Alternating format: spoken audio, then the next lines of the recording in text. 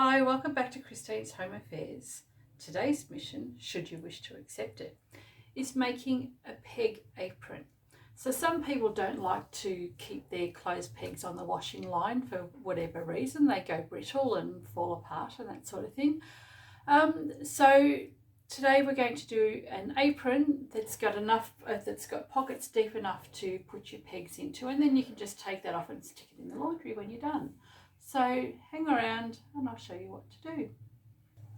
Now, most of you know that I like to rescue fabric, and this is one of my rescued fabric projects. This one here is quite a long piece of dress material. Probably make a nice pretty dress. I'm a little bit old for something like this, and anyway, it's a nice piece. Probably only cost me $1 or $2 at the op shop. I also get box lots from deceased estate sales as well, so you can always find cheap or free fabric anywhere. So I'm using this piece of fabric, which is a cotton, and I've also got some green cotton fabric as well. What I've got here are 2 rectangles for the back part of the apron.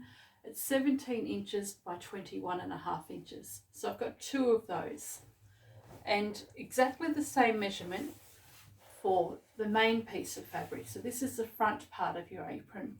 So I've got 2 of these, and they're also both 17 inches by 21.5 inches.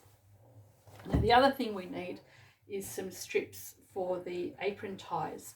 So all I've done from the width of the fabric, or you can just do a couple of meters, is a 3.5 inch strip, and all we're going to do with those is join them together end to end to make one really long strip.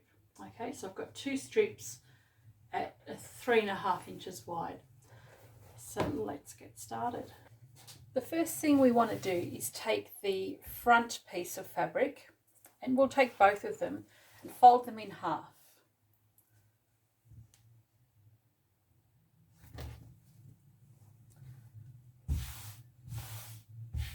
So we want the 17 inches down here, and the 21.5 inches is the folded area. Take the other one and do exactly the same thing, and we'll lay them on top of each other. And I'm folding these right sides together, and that's just so that I can mark on the wrong side of the fabric. This is actually a little bit difficult to see, so hopefully my marker will show up. And I'm cutting both at the same time, or drawing on both at the same time, so that it's easier to cut out later on and I'll get the same measurement. Okay, so I've got my 2 pieces together. Now this is the folded edge here, and this is my open edge. So we've got 17 inches from top to bottom, and we're folded on the 21.5 inches. What we want to do is make a pocket, or the cutout for the pocket. So we're going to measure 7 inches across the top. So that's 7 inches at the top there, and we're going 9 inches down. So I've just made a little mark here at 9 inches and another mark at 7, and then all we need to do is draw a curved pocket. So I'm not very good at drawing, so what I've done is I've just got a piece of paper, and I've drawn this out on the computer, but you can do this freehand as well. You might be better at drawing than I am. So you can just mark a little curve like this, lay your template over the top, and follow the line.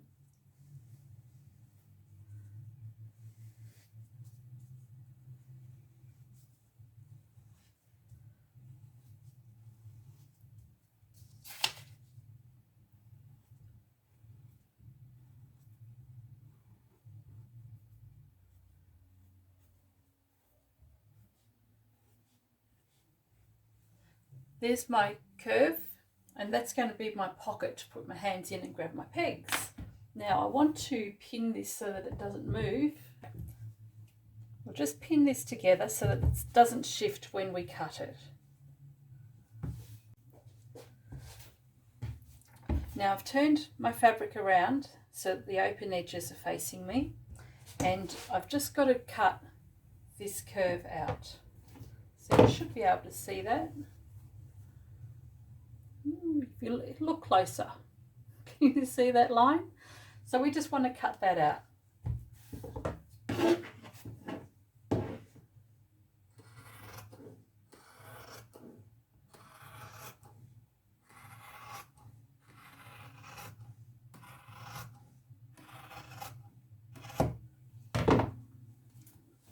Right, there's our pocket, and this will be 1/2 of the apron pocket. Okay, and that'll open out. What we want to do now is sew this together.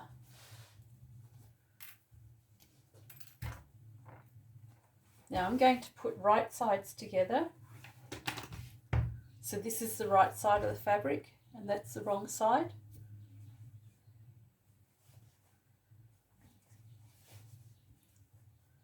And that's the right side facing down. Match up your curves and pin that together.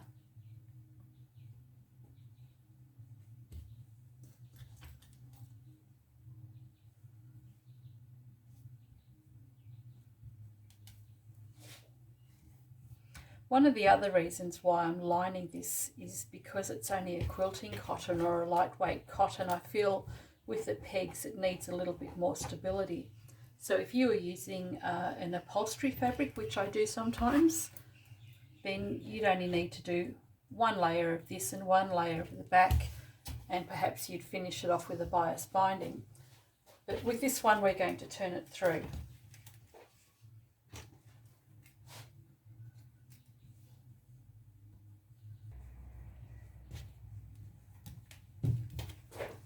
All that's left to do here is just sew all the way around that curve. It's not important to have a 1/4 inch or 1/2 inch seam, so whatever you like to use, go for it. I like to use the edge of my foot as my seam guide. So all I'm going to do is stitch on the curve here. Back stitch at the beginning and the end.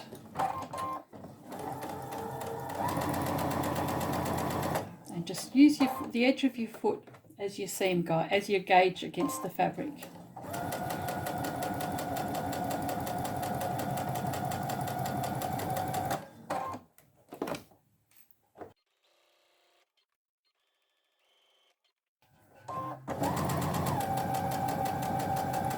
And at the end we'll do a back stitch, and that just secures your stitching. We'll do exactly the same for the other side. So this is the other curved edge, and a back stitch at the beginning and the end.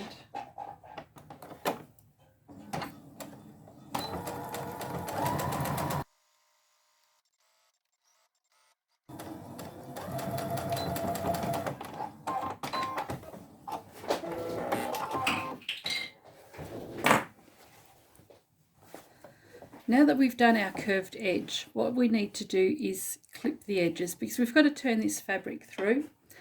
So if we clip the edges here, we just want to snip just up to the stitching line. And the reason we need to do this is because if we don't clip our edges, we're not going to be able to turn this edge through and have it sit nice and flat.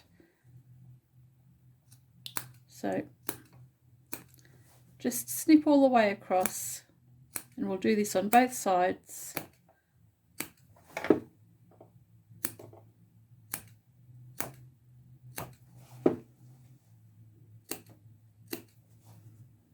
And you don't want to snip your thread, not the stitched thread. Same for the other side.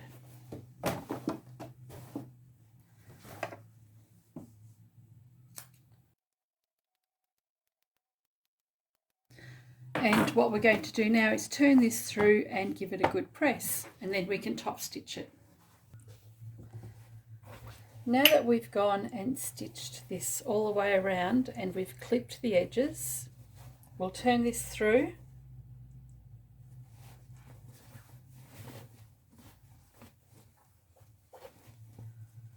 and we'll give this a good press. So we want a nice, neat, curved edge.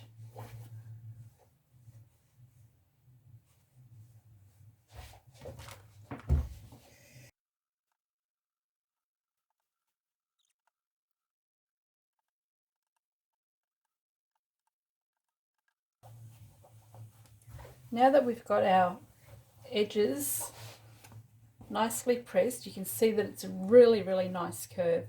And that's because we've clipped the edges. If you didn't clip the edges, everything would be really tight and just not sit straight. So make sure you clip your edges. It's really, really important when you're doing curved work. Now that this is pressed, what we want to do is just give it a top stitch right on the very edge. Now, rather than using the edge of my foot as a guide, I'm actually going to use the inside edge of my foot as a guide. I just look for little markers on my machine and I use those as my guides. So I said before, there's no hard and fast rule about your seam allowances or anything like that. Just right on the very edge of the inside edge of your foot is where I'm going to run the edge of my fabric. And this is what I look at when I sew. I don't look at my needle.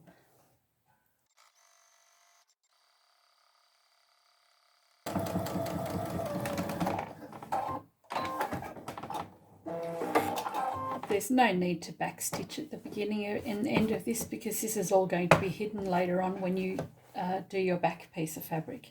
Same for the other side, top stitch around the edge.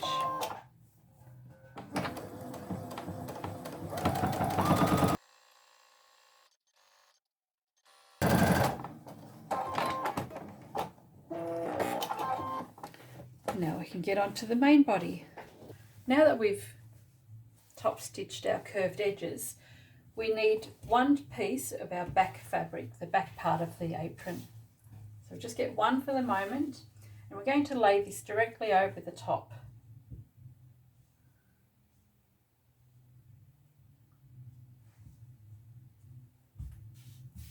We've got the peg part of our apron sitting on top of our main body, and then we'll just get the other piece of the main body and we'll lay that on top. Now, if you've got a printed piece, you want the right side of the fabric facing up and the right side of the fabric facing down. So with these two main parts, have them the print side facing each other. So we've got this one sandwiched in the middle, and then we'll just line this up straight over the top. Once I've got my two right sides facing and the pocket piece in the middle, all I want to do is pin all the way around on the two side edges and across the bottom. We're going to leave the entire top edge open. Okay, this will be hidden by the ties when we come to doing that later on. So this will also help us to turn it all through. What we want to do now, go straight down the short side, so straight across and straight up the short side again, and do a back stitch as you come along. And I like to double stitch in the corners as well. We're going to do a back stitch. Now again, I'm just using the edge of my foot as a guide, and I don't sew over my pins. You may have noticed that, but I don't think it's good for the machine or the needles to be able to do that. But that's just my opinion.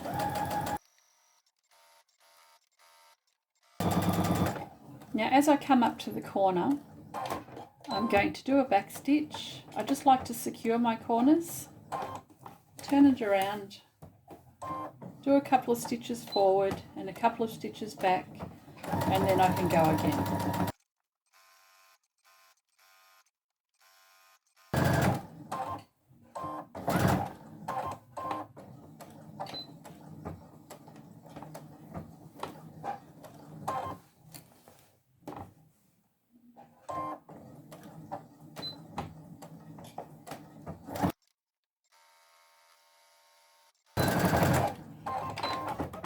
And there we go.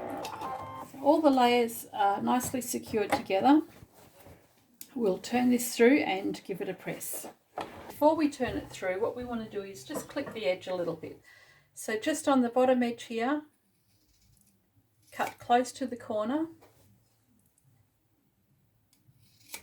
and we'll do the same for the other side.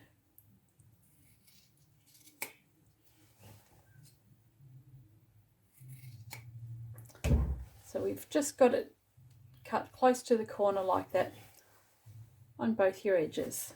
Now we can turn this through. This will just help us give us nice crisp edges on the bottom of our apron.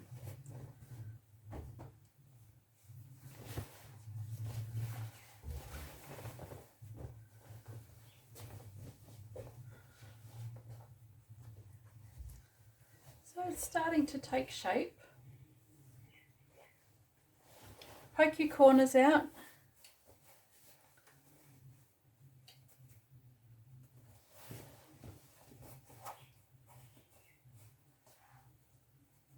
And you can use an awl or the point of a pen or pencil to poke that out as well, or use your pins. So we just want a nice crisp corner. Now we're going to press this down, and then we're going to top stitch all the way around.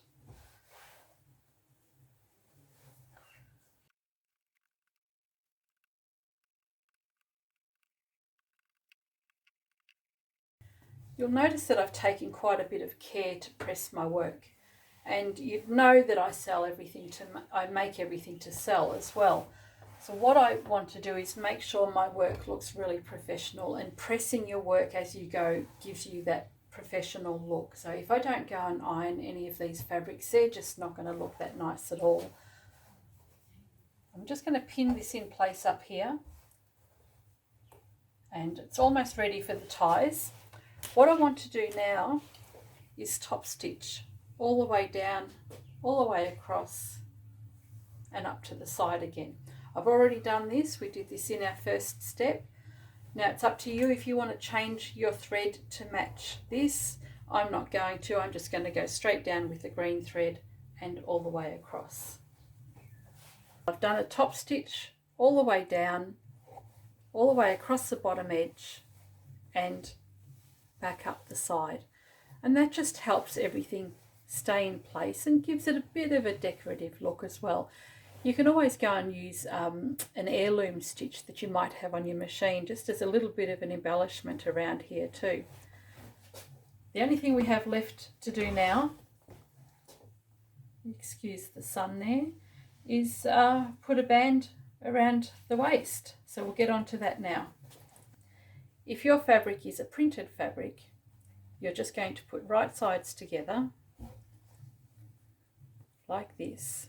So just assume these are the right sides, which they are. We'll place them together and we'll just do a stitch all the way across.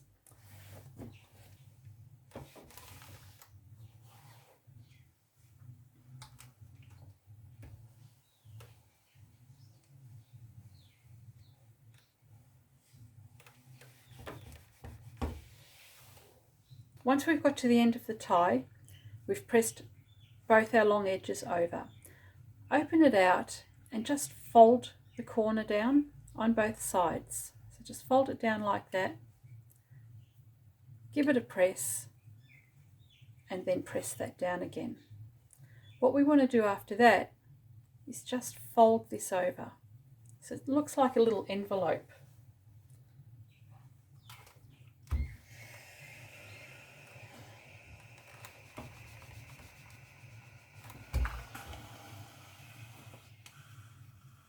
So you can see it almost looks like an envelope on the bottom there. And when we turn this over, or when we fold this in half, we're going to have the edge of our apron ties nice and neat. So there's no raw edges sticking out anywhere at all.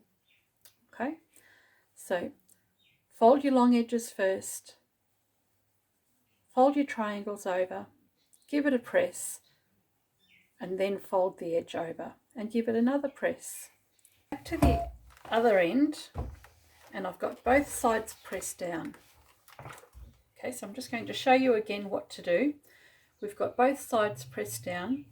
Open it out and just turn your fabric over so there's a little corner, triangle on the corner. Give that a press, both sides. So you can see the triangles turned over here. and then just fold this pressed edge back over again.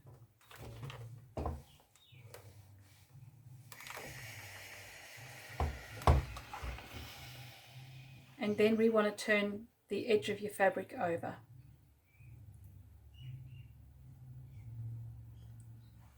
And don't burn your fingers.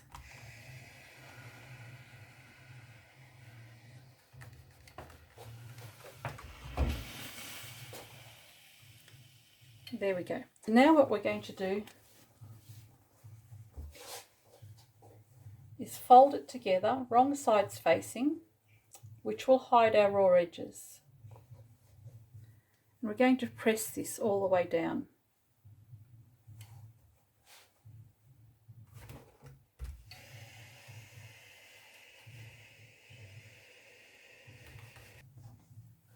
What we're going to do now is I've got the center point marked on the apron, and I've got the center marked, or the center seam, on my tie. So if you've just used one really long strip of fabric, find the center, put a pin in it, and then match that pin with this. Because this is a joined piece of fabric and it's equal on both sides, I'm just going to open that out. Now the whole thing's been pressed. You'll see that my raw edges are all hidden away nice and neatly. Now what I'm going to do is open this out and lay this over the top, matching up with the center, and lay this piece of fabric just inside this fold line.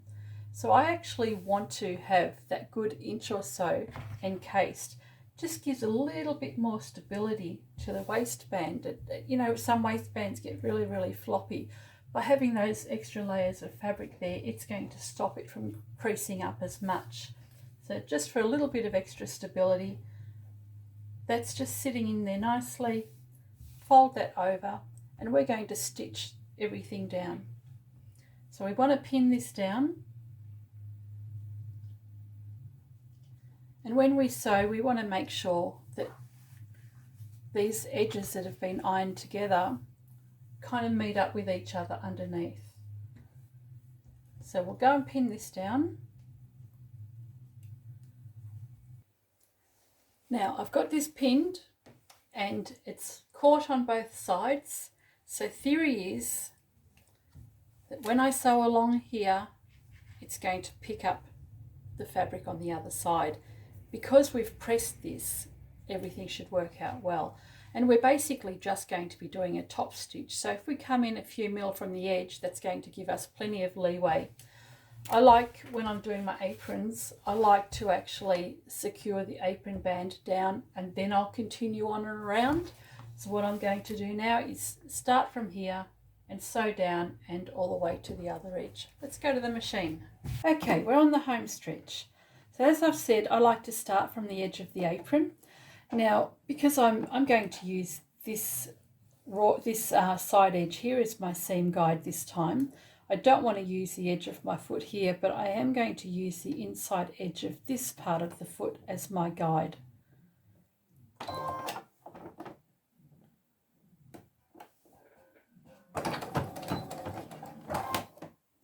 And sew all the way down. So I'm just keeping this edge here, this folded edge here, just to the inside of the metal part of my foot.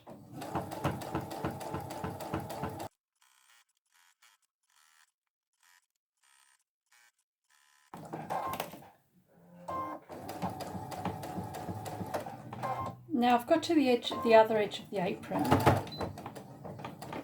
and just secured a back stitch there. All I'm going to do now is continue on and sew the rest of the apron string.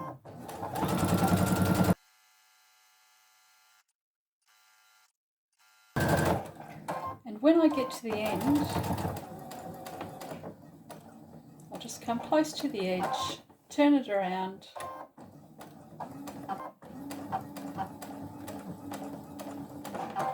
now at this point you can decide whether or not you want to do a top stitch all the way back down the other side.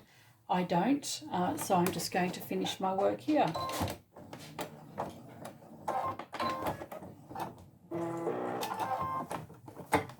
So I've turned the apron around, and where I've begun, I'm going to start stitching from the beginning there, and sew all the way to the other end.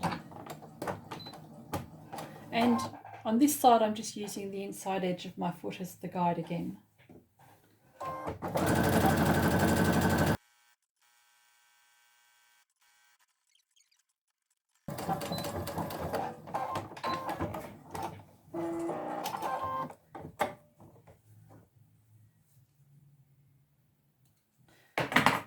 And that, my friends, is how we make a peg apron.